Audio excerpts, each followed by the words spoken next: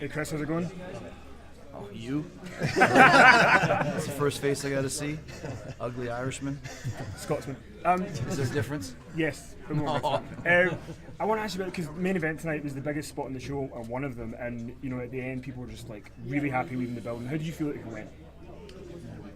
Well, the main event is not one of the biggest spots in the show. It's the biggest spot of the show. That's why it's called the main event. That's the secret behind it. So, I mean, I think the show tonight really proved a point from start to finish that AEW is a legit contender for the alternative to every other wrestling company going on in the world today. Very fresh. I think the fact that we have a brain trust of people in their 30s, or people that think like they're in their 30s. I know that it's a whole fresh attitude here, and it's not just me coming over from WWE. We throw in Dean Malenko and John Moxley and Jim Ross and Dustin Rhodes, and all of us have the exact same attitude, which is this is so exciting and so much fun because it's what wrestling is supposed to be. We are artists, we are creative people, and I find in the past there's a lot of other people's opinions that we shouldn't have to deal with when it comes to putting together a show or putting together a match or putting together a character, because nobody knows what's better for my character than me, and no one has to write anything for me to say because I know what to say. And I think tonight really showed how exciting it can be when you have a bunch of people with similar mindsets and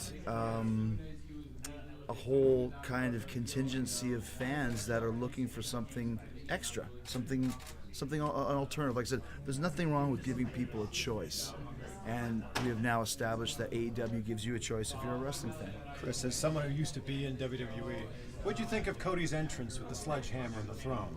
I'm not sure I saw it because I was too busy getting ready for my match, but once again, you've got a lot of guys with very great ideas, and I know for my entrance tonight, I believe that was Cody's idea as well, that then we take the lead and kind of all work on it together. So it's part of wrestling, and it's something that Cody understands, and all of us do, that the pomp and circumstance of wrestling is sometimes the best part. Throw in some great matches and some great stories behind it like you saw tonight, and then just some athletes from another planet, it seems. We really have a diverse roster, and I think tonight's show proved that. I mean, I really enjoyed the one match I did see was the 6-woman Joshi girls match. Never seen any of them before. Probably couldn't even tell you any of their names. But I know that when the match was on, I sure did enjoy it, and there was no restraints on them. To go and be you, well, who would watch 6 Japanese girls they've never heard of before? Well, the crowd tonight seemed to like them, and I'm sure most people watching at home did. So that's just another example of, like, if you're good and you have passion and you know how to put on a show and put on a great match, well, give us a call and we'll give you a shot. A lot's been said about the success of AEW kind of hinging on attracting the lapsed fan.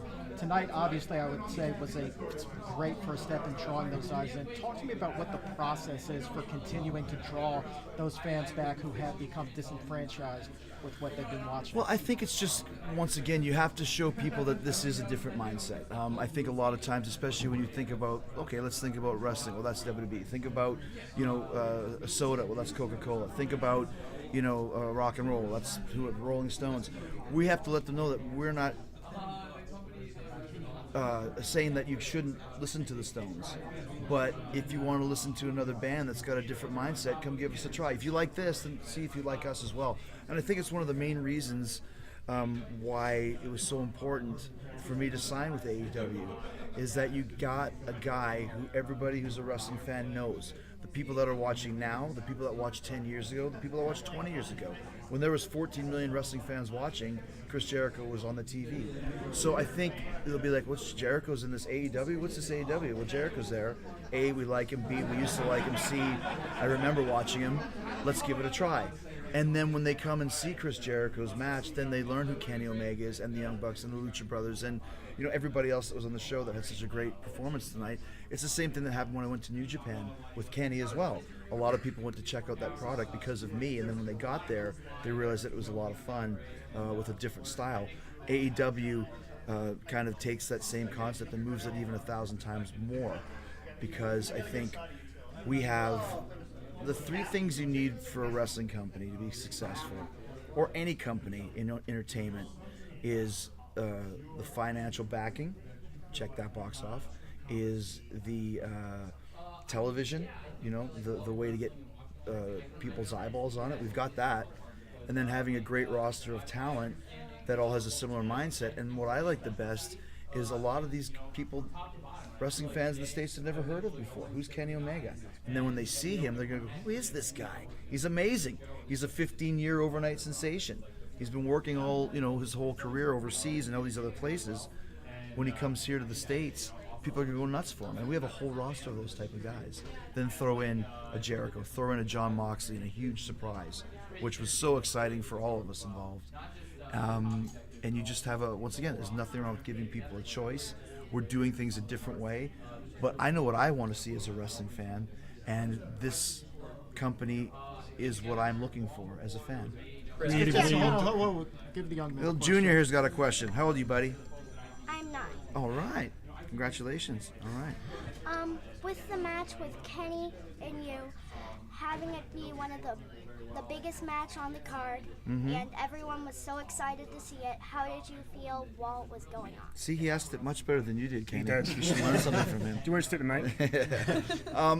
How did I feel about it? Well, I mean, once again, the secret to a great wrestling show is it's like a great set list from a band. You start out big and then you move through and through and through. So the last match, the last song should be the biggest one that leaves people the most excited.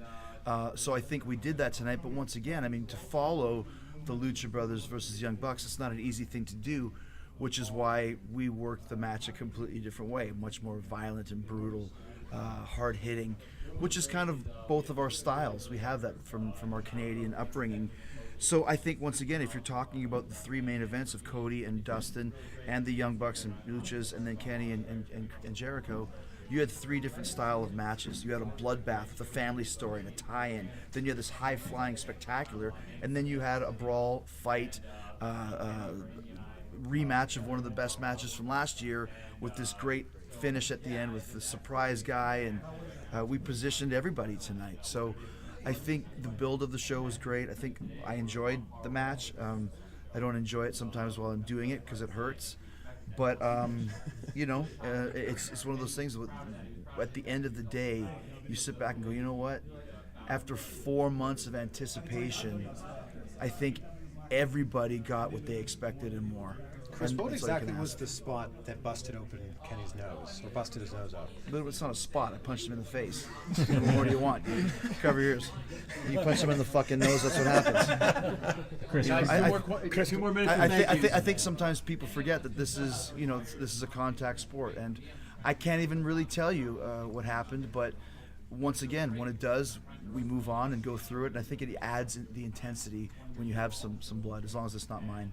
In terms of your schedule in AEW, it's been a weekly TV show. You've talked about not wanting to be there all the time and do what you used to do. But have you kind of thought about what you want your schedule to be? Is there anything you give away about it? Well, I know what my schedule is going to be because we have it in my contract, and it's going to be a very everything that I do in AEW is going to be important. When I appear on the show, it's going to be for a reason, and it's going to be something big. So I think I'm excited. I think the next show I'm doing is the show in Jacksonville. You talked about the importance of your role. How much pressure do you feel, like knowing that you are that guy that people are going to say, wow, Jericho's there, let me check this out. Oh, by the way, the rest of this stuff, that's cool Yeah, too. I thrive on it. I want to make a difference. I don't want to be just another number on a board somewhere.